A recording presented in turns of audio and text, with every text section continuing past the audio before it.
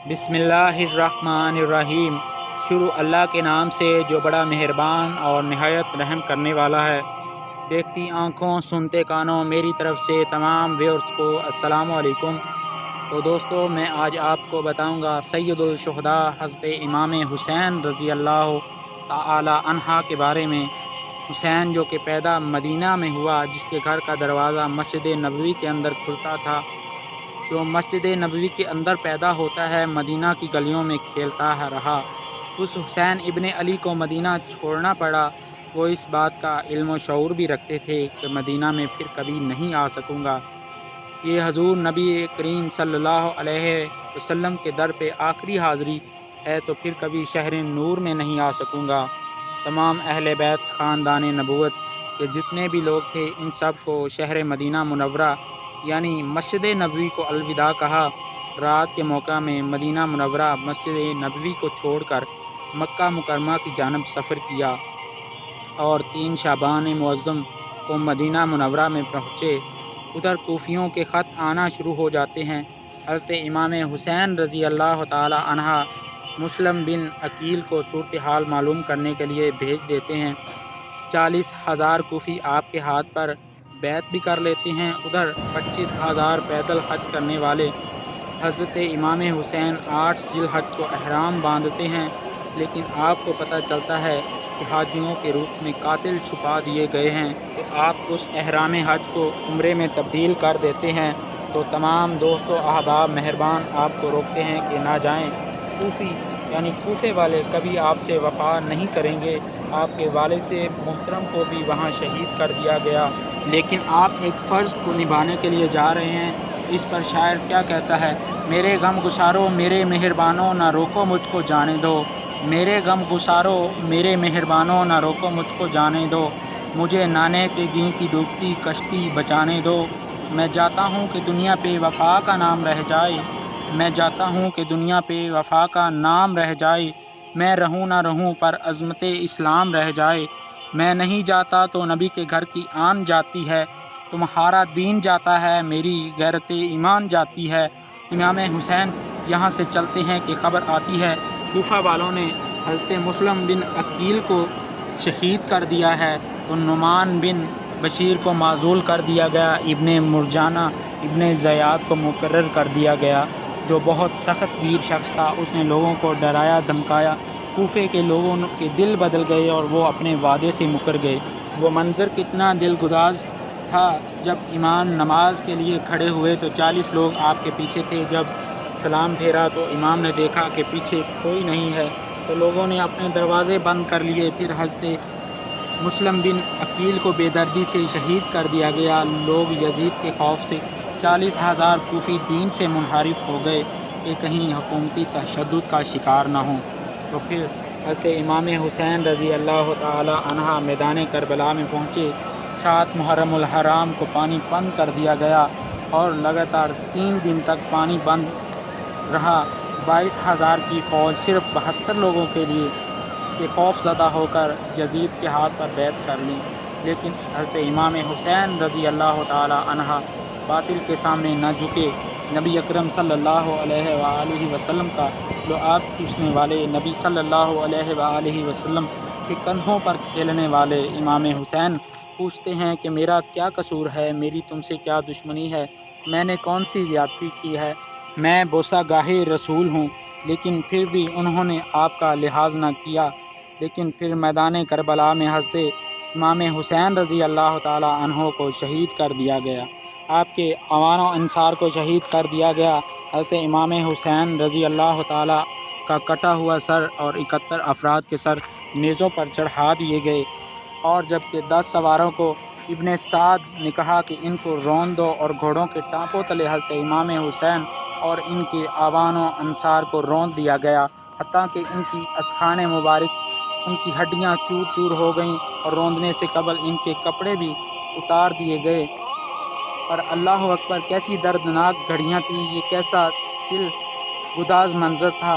یزید کا صرف یہی بدکاری کا مرحلہ نہیں تھا۔ اس کربلا کے صحرا میں جس طرح حضرت امام حسین اور ان کے خاندان کو شہید کیا گیا، جب مدینہ المنورہ پر یزید نے مسلم بن عقبہ کو مقرر کیا جسے بزرگوں نے مصرف بن عقبہ کہا ہے، تو اس کو یزید نے کہا کہ 3 دن تک کے لیے مدینہ منورہ کا حرم تمہارے لیے حلال ہوگا اور جو چاہے مرضی کرنا۔ شامی فوجوں کو مقرر کرنا۔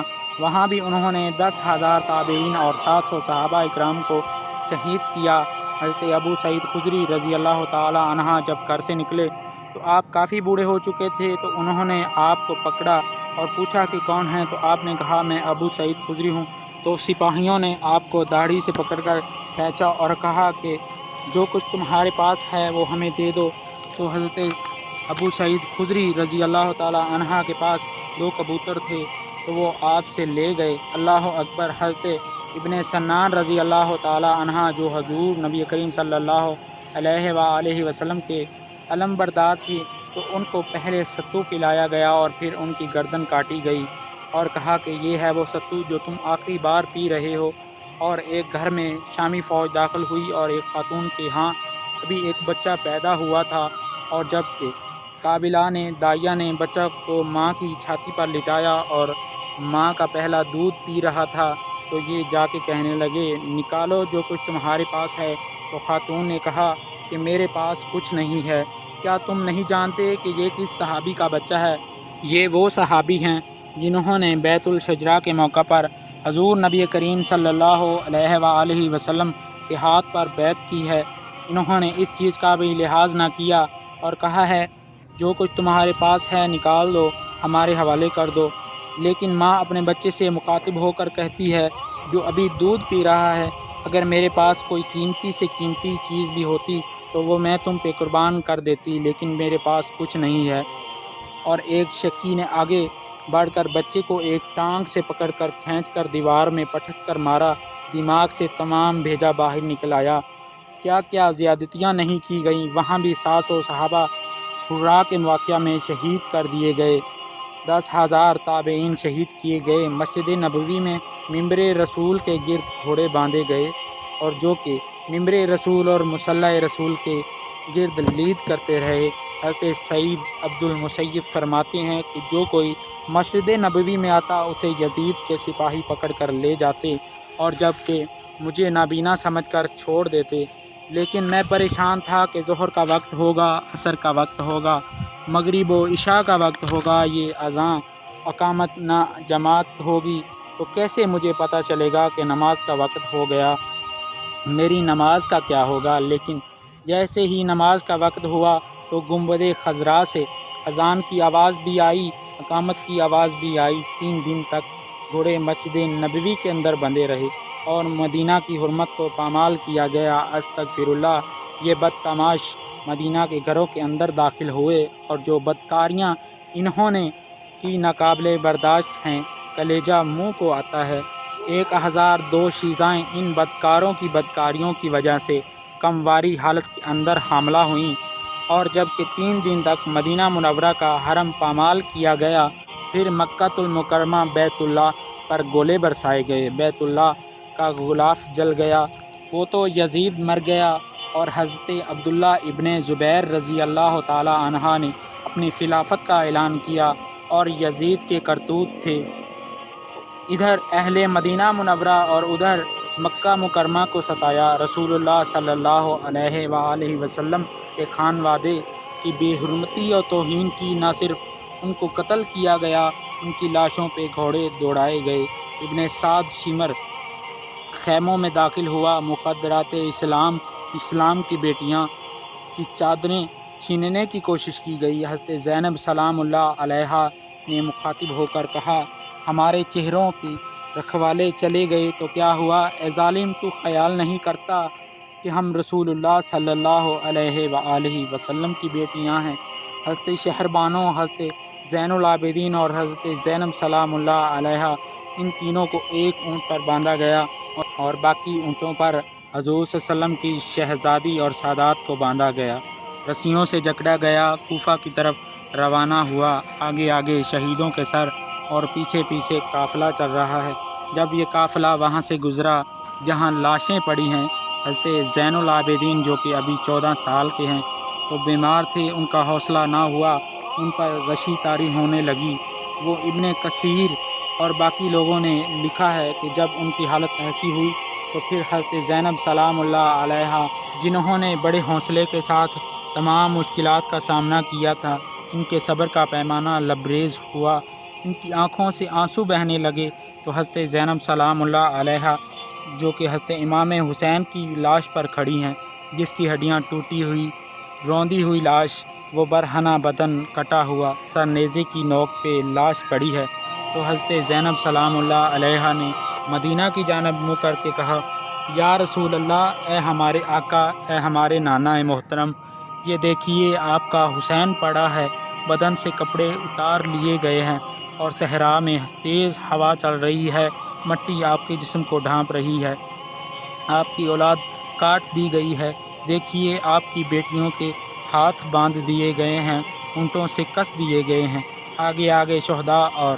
حضرت امام حسین کا سر چل رہا ہے، راستے کے اندر ایک ایسی جگہ آتی ہے جہاں ان کو اتارا گیا، ایک خاتون آئیں اور اس نے ان کو کھانا پیش کیا، میں کسی زمانے میں حضرت بی بی فاطمہ زہرا کی نوکری کیا کرتی تھی، ان کی لونڈی تھی، ان کی خدمت گزار تھی، تو آج مجھے پتہ چلا کہ آپ گزر رہے ہیں، تو میں نے سوچا کہ میں اپنی مخدومہ کے خاندان کی خدمت کر دوں، تو پھر اس نے کہا کہ اس وقت حضرت بی بی فاطمہ زہرا سلام اللہ علیہا کی گود میں ایک 6 سے 7 ماہ کی بچی تھی، تو حضرت بی بی زینب نے کہا، اگر اماں مجھے پہچانتی ہو تو میں وہی زینب ہوں، تو پھر وہ تاراج، وہ لٹا ہوا قافلہ کوفے میں کیسے پہنچا؟ کوفے کے اندر جب حضرت زینب سلام اللہ علیہا وہ یزید کے دربار، ابن زیاد کے دربار میں جو جرت آمیز باتیں کی، حضرت زینب کی زبان میں مولا مشکل کشا حضرت علی کی خطابت بول رہی تھی، تو پھر دوست اور دشمن سارے رونے لگے، کیا دل گداز منظر تھا، تو پھر سروں کا یہ قافلہ سادات کرام کی مشکیں کسی ہوئیں، اونٹوں پہ بندھے ہوئے ان کو پھر وہاں سے قادسیہ سے دمشق یزید کے دربار میں پہنچایا گیا، وہاں سے لٹے ہوئے تاراج لوگ مدینہ منورہ میں پہنچے، تو اہل مدینہ زینب سے پوچھتے ہیں، حضرت امام حسین کہاں ہیں؟ تو پھر اس پر شاعر کیا کہتا ہے، بے مروت بے وفا تیرا بھی کیا افسانہ ہے، جس نے اپنی ہی شمع کو گل کیا تو وہ پروانہ ہے، تو اے پیغمبر کے شہزادے اور شہزادیوں کو دکھ دینے والے، یہ کائنات کی ایک انوکھی داستان ہے، اللہ ہمیں اسوہ شبیری پر عمل کرنے کی توفیق دے اور ان کے نقش قدم پر چلنے کی توفیق دے اور برکتیں دے، یا اللہ اہل بیت کی محبت ہمارے سینوں کے اندر جذب کر دے۔ تو پھر شاعر کیا کہتا ہے، جو دہکتے شعلوں پہ سویا وہ حسین ہے، جو جواں بیٹے کی میت پہ نہ رویا وہ حسین ہے، جس نے سب کچھ کھو کے کچھ نہ کھویا وہ حسین ہے، مرتبہ اسلام کا جس نے دوبالا کر دیا، خون میں جس کے 2 عالم میں اجالا کر دیا، جو کہ سوز و غم کو سانچے میں خوشی کے ڈھال کے مسکرایا، موت کی آنکھوں میں آنکھیں ڈال کے وہ حسین ہے۔ نازش آل رسول تم پہ لاکھوں سلام، نازش آل رسول تم پہ لاکھوں سلام۔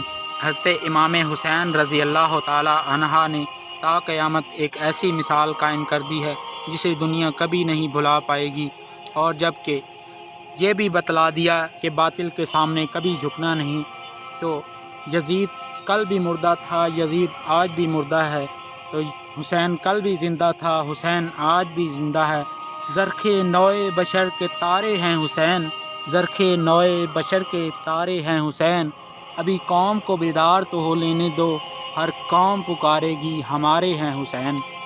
اگر آپ کو ہماری ویڈیو پسند آئی ہے تو اسے لائک، شیئر اینڈ کمنٹ ضرور کیجیے گا، اور اپنی رائے سے ہمیں آگاہ کیجیے گا، اور سبسکرائب کے بٹن کو دبا دیں تاکہ آنے والی نئی ویڈیو آپ تک پہنچ سکے۔ Thanks for watching you.